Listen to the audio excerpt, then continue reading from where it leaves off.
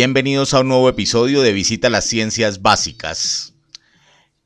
Créditos totales a nuestro amigo de Facebook Medicina Residentado, quien genera este programa desde la Universidad Nacional del Perú Pedro Ruiz Gallo en Lambayeque. Gracias, Medicina Residentado. Buenos días, tardes o noches. Bienvenido a un nuevo episodio de este podcast titulado de Visita a las Ciencias Básicas. Espero disfrutes mucho este episodio destinado a revisar la estructura y función del túbulo renal. Estructura y función del túbulo renal. El glomérulo forma cada día 180 litros de ultrafiltrado que tiene dos características. La primera es que no hay moléculas de más de 7000 Daltons en ella, es decir, no existen proteínas. Y dos, que tiene la misma composición iónica que el plasma. Por lo tanto, este líquido formado por el glomérulo, este ultrafiltrado, no es un líquido apropiado para ser excretado. Junto a las moléculas que hay que eliminar, contiene sustancias que no se deben perder, pero que se han filtrado porque son pequeñas. Entre ellas, glucosa, aminoácidos, bicarbonato y fosfato. También contiene algunas sustancias que se quieren eliminar en mayor concentración a la filtrada, como potasio y protones. Es por esto que la orina que se excreta debe estar equilibrada con los líquidos y electrolitos que el sujeto haya ingerido. Las funciones del túbulo renal entonces serán: recuperar de la luz todo lo que no se quiera perder, un proceso de reabsorción.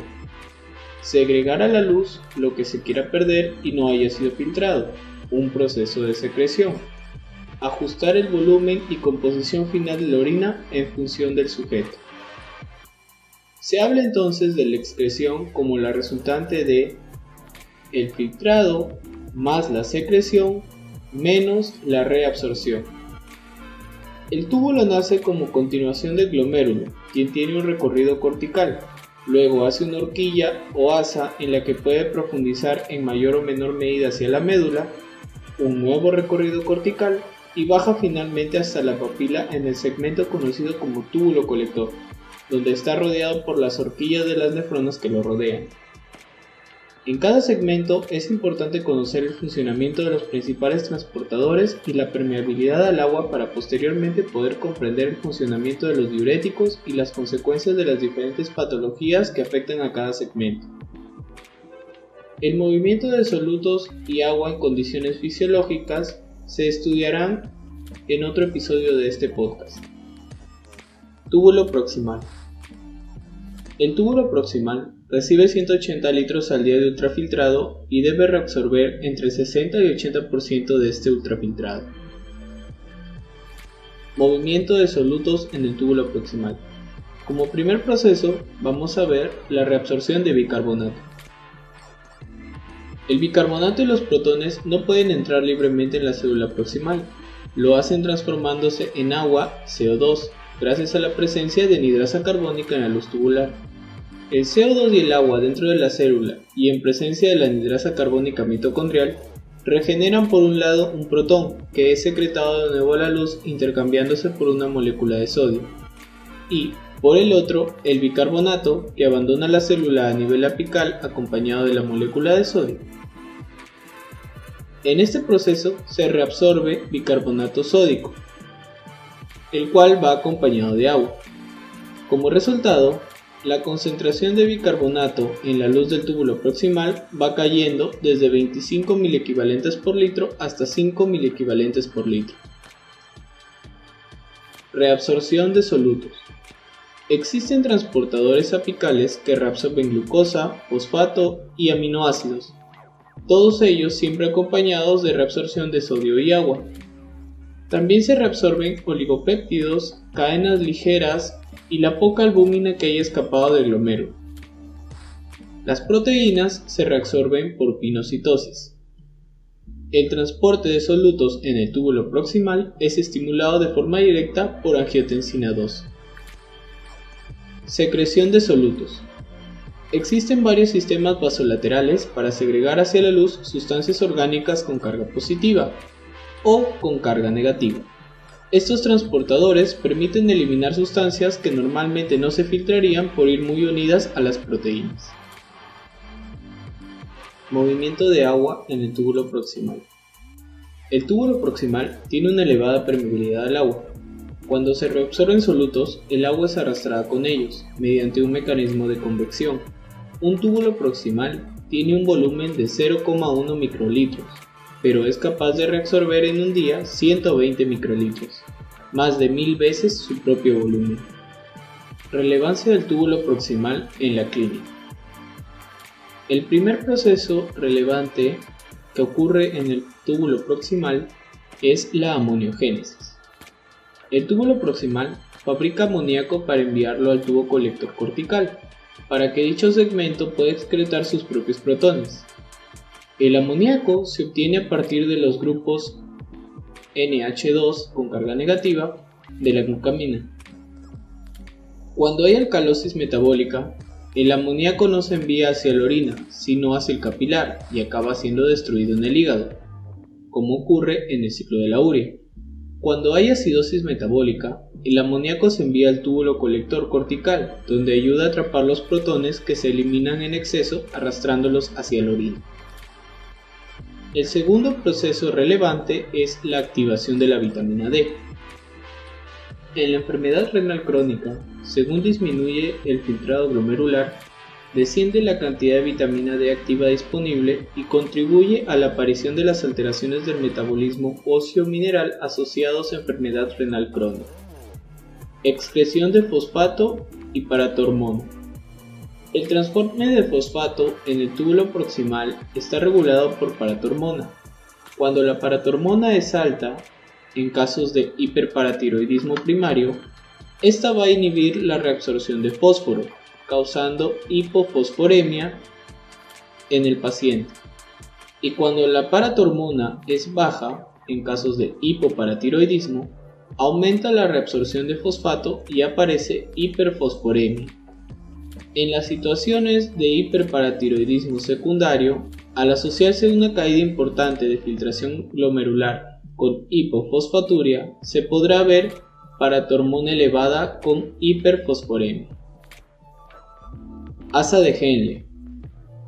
El asa de Henle sigue el túbulo proximal, se hunde profundamente en la médula interna, luego hace un giro de 180 grados en lo que se denomina horquilla del asa y vuelve a subir hacia la corteza.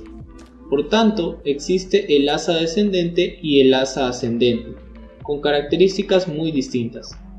Su trabajo consiste en hacer hipertónico el intersticio y diluir la orina gracias al mecanismo llamado contracorriente. De modo secundario, este segmento está implicado en la reabsorción del magnesio. Cuando se afecta el asa de Henle, puede asociarse hipomagnesemia y esta debe corregirse con suplementos. Movimiento de solutos en el asa de Henle. El asa descendente es libremente permeable a los solutos y al agua, por lo que la concentración de solutos en este segmento es similar a la del intersticio. En el asa ascendente existen dos transportadores importantes. Primero, el cotransportador sodio-potasio 2-cloro. El sodio es transportado hacia el interior de la célula, arrastrando consigo un potasio y 2-cloro. En teoría, el transporte es electroneutro y no debería modificarse el potencial eléctrico en la luz tubular, pero no es así. La luz del túbulo tiene carga positiva que resulta fundamental para forzar la salida del magnesio desde la luz del túbulo hacia el capilar, pasando entre células adyacentes. El motivo por el que la luz del túbulo es positiva se debe a que una parte del potasio que fue transportado por el sodio-potasio 2-cloro vuelve sobre sus pasos y sale a la luz del túbulo a través de un canal de potasio. En el asa de Henle se reabsorbe en torno al 15 o 20% del cloruro de sodio filtrado. Reabsorción de magnesio. El potencial positivo de la luz del túbulo facilita la reabsorción de magnesio a través de una proteína llamada paraselina 1. Esta proteína está situada en la unión estrecha entre las células del asa de Henle. Es el sitio principal de reabsorción de magnesio, aunque parte del magnesio también se reabsorbe entre el túbulo proximal y el túbulo distal. Movimiento de agua en el asa de Henle. El asa descendente es libremente permeable al agua y los solutos, y está en equilibrio con el intersticio. Pero a partir de la horquilla, el asa ascendente es impermeable al agua y posee transportadores que reabsorben solutos hacia el intersticio, mientras que el agua se queda en la luz del túbulo, por lo que la orina del asa ascendente se diluye según asciende. Por otro lado, la orina del asa descendente pierde agua para equilibrarse osmóticamente con la médula, por lo que la orina del asa descendente se condensa según desciende. Todo esto alcanzando un máximo de concentración en la porción profunda de la horquilla. No obstante, una vez pasada la horquilla, debido a la intensa reabsorción de solutos del asa ascendente, la orina se diluye según asciende hasta quedar 3 veces más diluida que el plasma. Este es el mecanismo conocido como contracorriente, que tiene dos finalidades. Primero, generar la hipertonicidad del intersticio, más hipertónico o concentrado cuanto más cerca de la papila esté. Y segundo, hacer que la orina que sale del asa ascendente hacia el túbulo distal sea una orina muy diluida en torno a 100 miliosmoles por litro. Aspectos de relevancia clínica en el asa de Henle. Contracorriente. El mecanismo contracorriente crea un intersticio hipertónico en la médula y la papila que se utilizará después por el túbulo colector medular para reabsorber agua por gradiente de concentración a través de los canales de acuaporina tipo 2. El mecanismo contracorriente es muy delicado y sofisticado, y cuando se daña, algo que ocurre típicamente en las enfermedades túbulo-intersticiales, la orina no se puede concentrar y se produce poliuria y nicturia.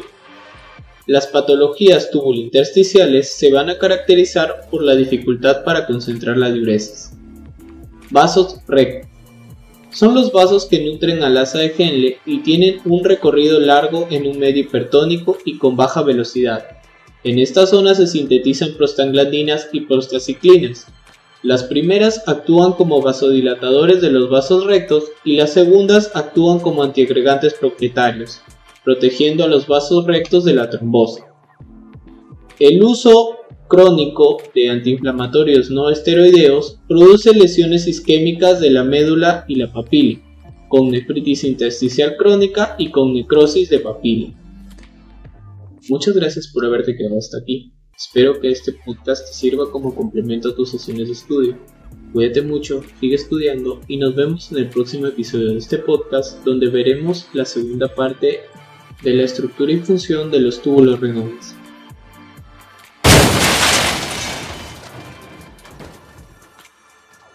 No se pierdan un nuevo episodio de Visita a las Ciencias Básicas todos los martes y los jueves.